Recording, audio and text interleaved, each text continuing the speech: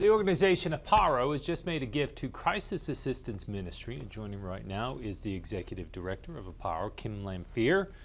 Kim, it's always great seeing you. I want to back up for a second, and I want to talk to you again about what Apparo is and what it does. Explain that for me. Sure. Apparo is a nonprofit in the Charlotte Metropolitan area that works to empower area nonprofits to do their missions more effectively by educating and partnering with them around technology, as well as bringing in collaborations with corporate partners to do projects that enable them to do their missions. So are you finding that organizations are a little antiquated in how they're conducting business, and what you're trying to do is update them to a degree so that they can become more efficient? That's exactly what we do, Rob. Most nonprofits don't have the money, they don't have the bandwidth, and they don't have the skills to really do innovative technology that a lot of us are used to in our daily lives in the business world. Yeah. And nonprofits are businesses. So helping them be able to connect with that and bring in experts in a way that is very low cost or even free is something that is really important to be able to create viable change in our community. Well, let's face it, there are a lot of nonprofits in the Charlotte area, a lot of nonprofits in North Carolina as a whole. Are there any special areas of interest that Apparo concentrates on?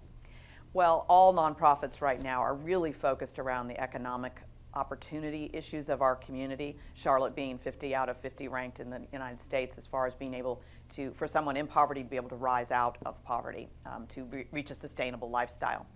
And Apparo definitely is part of that network of nonprofits who works in that space. About 80% of the nonprofits we serve have direct programs that work against one of the 5 pillars required to support people who have come from disadvantaged situations.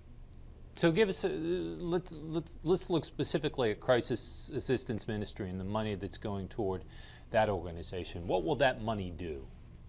In this case, that money will help the Crisis Assistance create a new website which will enable them to reach and serve more of the individuals in our community who are at the point of crisis, where they are about to become a homeless individual, where they are about to become someone who has gone from living on the edge to going over the edge. And having a website will allow their individuals to be able to understand and access the services better. It's a problem many nonprofits have. Yeah, and I'm wondering, is Apparo able to connect organizations with each other so that they can help serve individuals to a better degree? Our role is not to connect nonprofits together, but we do that through different educational programs that we have around business processes that nonprofits might need some help understanding and improving. Yeah. We bring nonprofits together collaboratively to learn about those things, and collaborations do form and move forward out of those opportunities. Yeah. Just lastly, do you find that organizations sometimes are stuck in the past? Do you find that there's a little bit of resistance on the part of some organizations to embrace new technology? I wouldn't say it's resistance as much as it is inability. Literally, they don't have the money. No one wants to pay for a computer or infrastructure. Sure. They want to pay to help the homeless man, and oftentimes they don't see the connection between the infrastructure being a part that empowers the ability to serve more homeless people. So it really is funding and skill sets as a result of that lack of funding that keeps people in the nonprofit space from wanting to dive into technology more. They're willing, they just don't have those skills and that money.